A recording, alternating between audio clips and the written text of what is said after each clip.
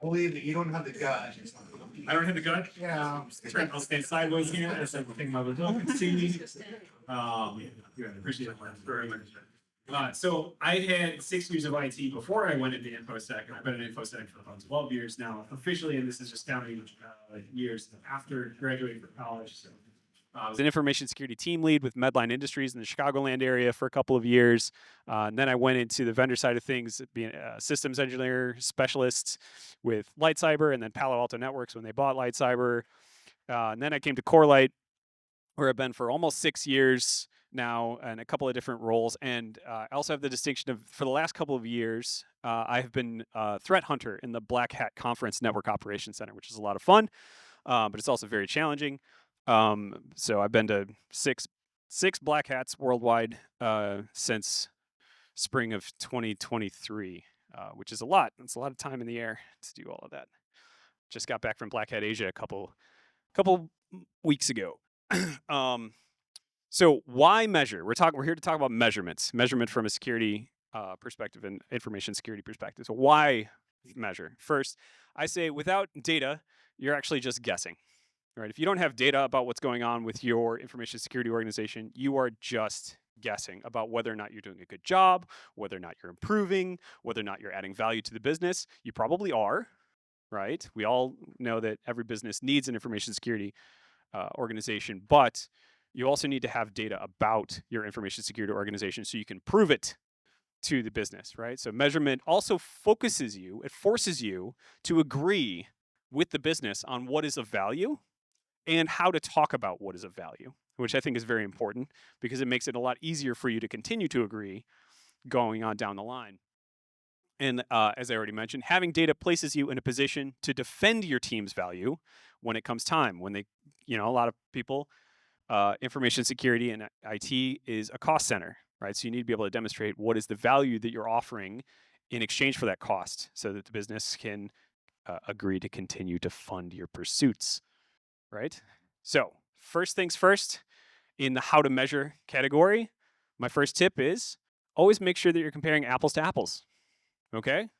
And I think the biggest thing there is if you start to measure something and you're measuring it a certain way, and then you change the way that you're measuring it, you can no longer compare what you're currently measuring to what you were measuring before.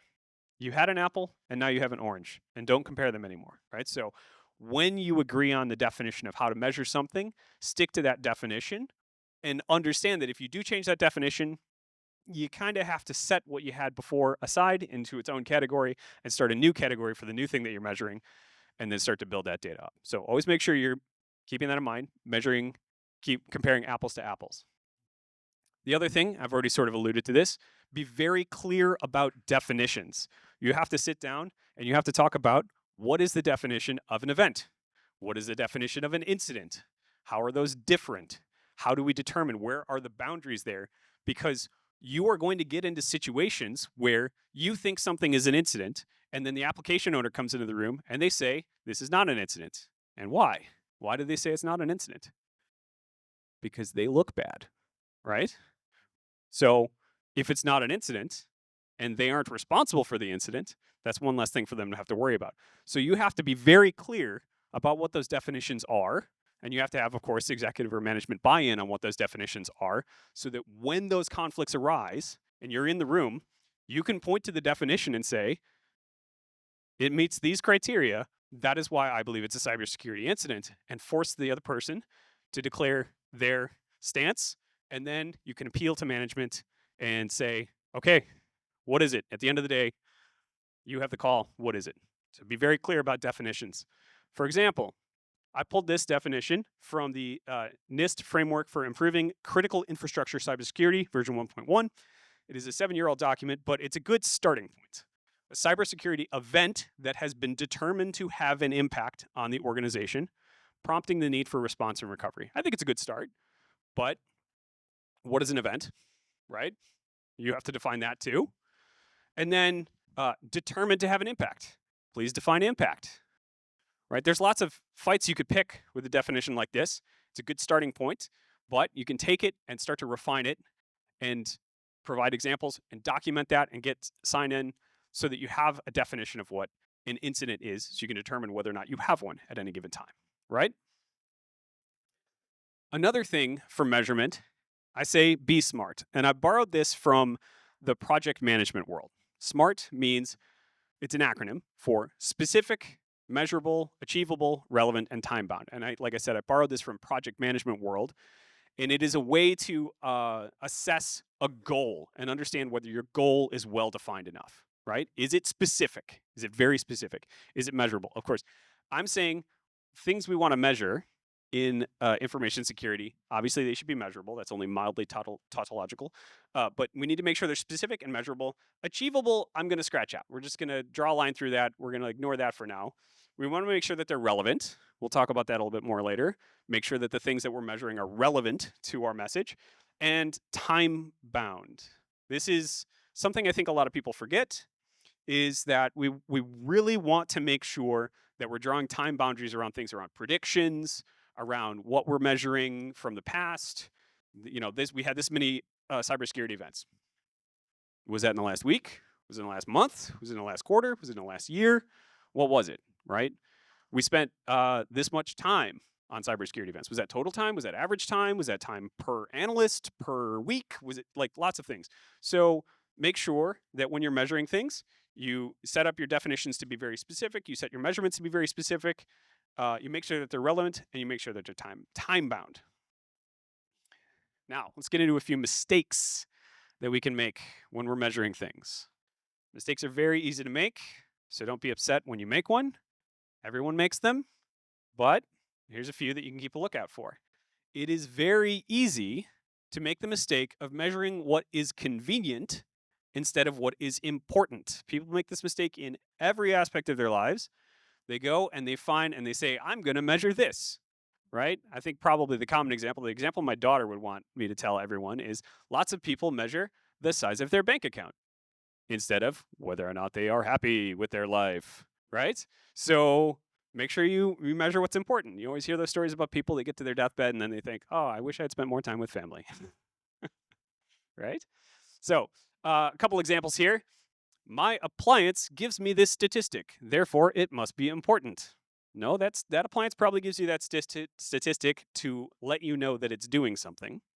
And it also probably gives you that statistic because it is available, right? So the more specific example I have here, there were 7 million blocked connections on the firewall last week. Who gives a crap? What does it mean? What does it mean that there were 7 million? Is that more than the previous week? Like, what is the narrative that you're trying to tell to management by citing that statistic? Is it that the firewall is good? Is it that the firewall is doing a lot of work? Is it that the firewall is overloaded and you need money to buy a bigger one? What is it? What does that statistic mean, right? So don't just go reaching for statistics numbers that are available. Stop and think, does this statistic support my narrative? That's one aspect. The other more important one is this statistic actually important? Does it answer a question, right? Another easy mistake that people frequently make is not realizing that they are measuring a proxy. And I'm not talking about a network proxy. A proxy is a substitute, right? In the case of a network proxy, you think you're connecting to server A, you're connecting to the proxy, and the proxy is connecting to server A, right? It's a substitute for the thing you're trying to connect to, and it's there usually for caching purposes or something. But a proxy is a substitute. It's something you expect tracks the metric you want, but you measure it because you can't directly measure the thing you want to measure, right? It's fine to use proxies. It's fine to measure a proxy statistic, but you need to know that you're measuring a proxy statistic. You need to be aware of the fact that you're measuring a proxy statistic. So my example here is actually not network specific or network security specific. In the US, for example, this one, I don't know if people actually think of this as a proxy very much, but when you go to buy a 6-pack of beer or a carton of cigarettes, or you go to vote, what do they ask you for? ID. They ask you for an ID, and that ID has on it your age. What they don't understand is I have the emotional maturity of a 10-year-old. Exactly. He has the emotional maturity of a 10-year-old, self-admitted. No, right? your ID has your date of birth, which can be used to calculate your age. We have substituted that in the United States for emotional and intellectual maturity and education, which are the things that you really need to be able to make the decision. Is it a good idea for me to smoke this pack of cigarettes? Is it a good idea for me to drink that 6-pack of beer, or maybe just one of the beers in moderation, or to gamble, right? There are lots of things in the United States that we have decided to time bound them to, are you old enough? Because we're using that as a proxy. Generally speaking, as you get older, you become more intellectually mature, you become more emotionally mature, and you get other more experience and education from your life, and therefore you are better prepared to make those kinds of decisions about higher risk activities. Because we cannot expect the person at 7-Eleven to sit and have an hour-long conversation with you to judge whether or not you are emotionally mature enough to buy a pack of Marlboros. Brought to you by Marlboro. Just kidding. So that is the idea of a proxy. Always make sure that you are measuring the thing you want to measure as closely as possible, and keep an eye out for proxies. And if you're measuring a proxy, that's fine as long as you have no other choice. And be clear about the fact that you are measuring a proxy, and acknowledge that there may be some error involved, right? For a long time, I was measuring, this was back in the Windows XP was going end of life. We had to get it off the network, right? Because we're worried that its support was going to end, and then there are going to be vulnerabilities discovered that are not going to get patched, and so it becomes a higher risk activity to continue to run it. So I was tracking how many Windows XP machines we had left to get rid of. But I was measuring that by going into Active Directory and looking for computer objects that had logged in within the last, I don't know, 2 weeks, a month, I don't remember exactly, that were tagged as Windows XP based on what was reported to the domain controller when the machine authenticated. Why is that a proxy?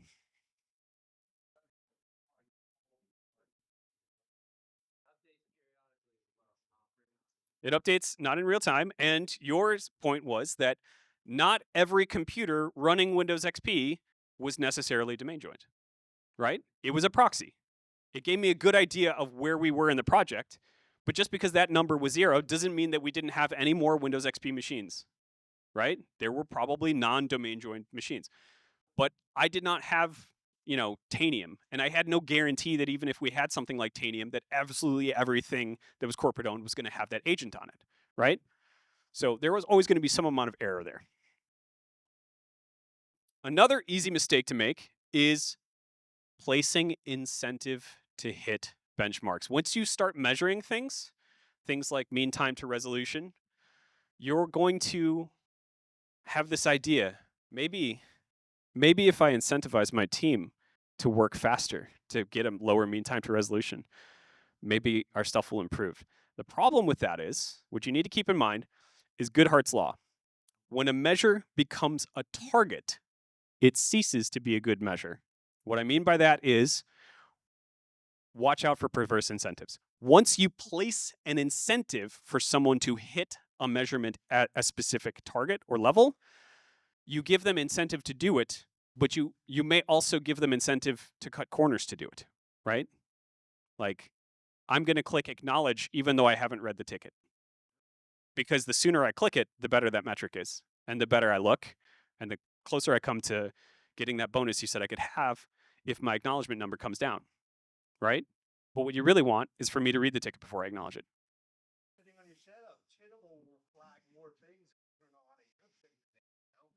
Tenable will flag more things in which way? Positively or negatively?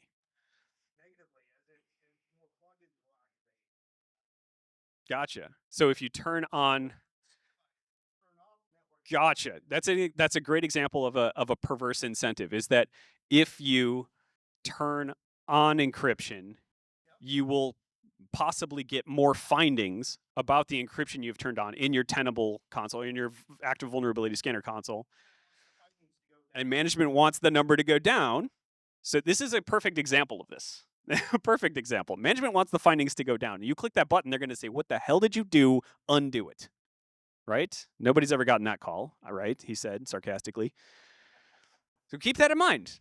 Measure to measure and measure to understand, but be careful that you don't try to start compensating based on your measurements, because then you create an economy where people will give you what you want rather than the truth in some cases. Okay, so what to measure? Security, of course, offers value to the business, not just in like dealing with incidents and things like that, but also saying, okay, like my example earlier, Windows XP is going end of life. We need to get rid of it. We need to move to Windows 7. Okay, so in this case, we're saying we're going from Windows N to Windows N plus 1. You want to track KPIs over time. How many Windows N installations still remain? And also you can calculate things as long as you're noting this, like you're measuring at the same time every day or at the same time every week, putting this in a spreadsheet. You can calculate things like velocity. Like, how many are we dealing with per day? How many are we dealing with per week? And how is that charting over time? Is our velocity increasing? Have we plateaued? Have we hit our stride? Is our velocity decreasing? And you can ask other questions like, is the velocity decreasing because we're getting worse at it? Or is it getting worse, the velocity decreasing because Jim took vacation? Or is it decreasing because we're hitting the long tail? We're finding it harder and harder. We're getting towards the end. We're finding it harder and harder to find machines. And we're getting to all the exceptions, and we have to deal with all the exceptions, right?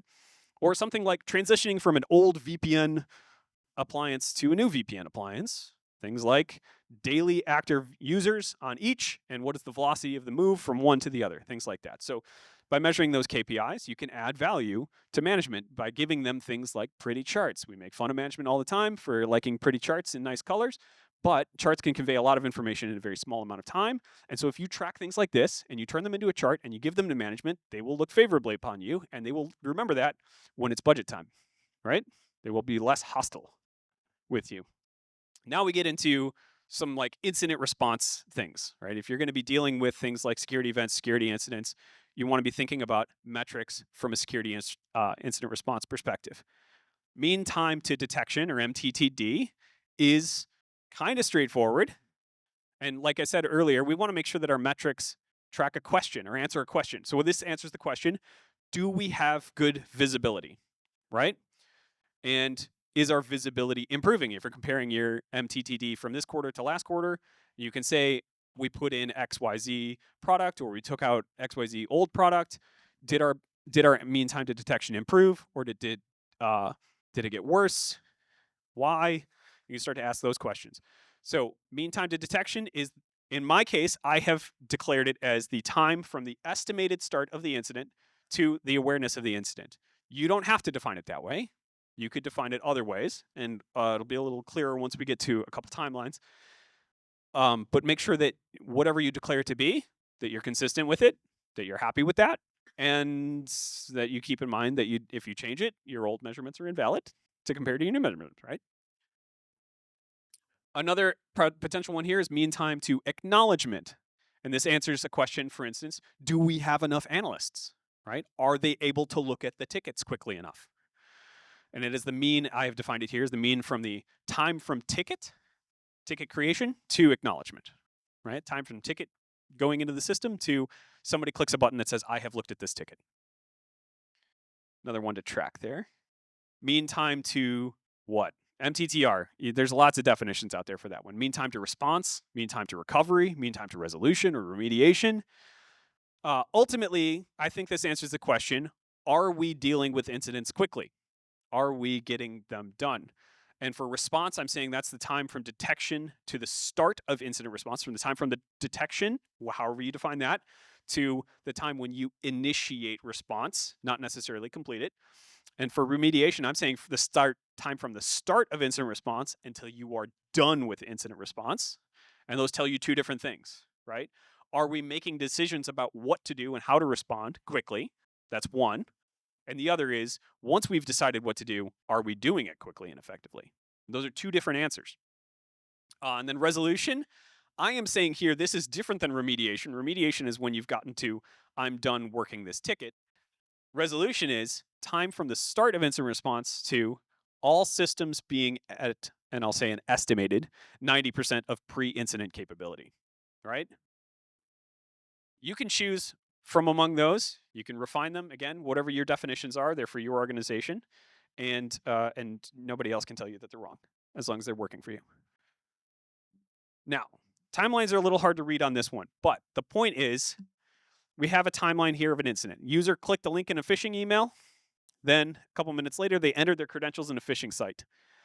Then, this is a few days later, there was a login to a virtual desktop exposed to the internet using those phished credentials.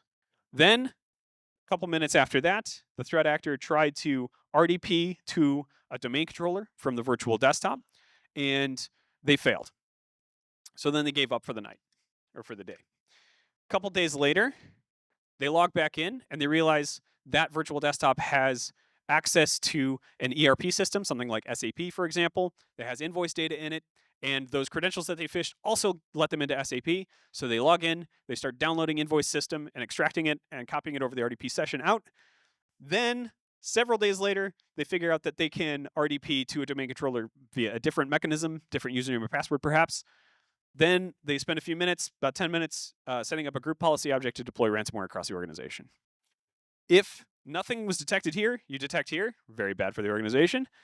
And here's our example of time to detection. We're saying the incident started at the time that there was actual impact, when there was actually a login, right? If there was never any login, this is my argument, and you may disagree with me.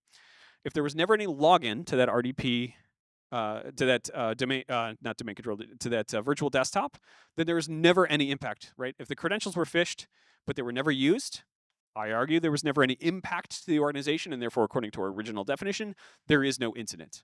So the incident began when there was a login, when there was actual use of the stolen credentials.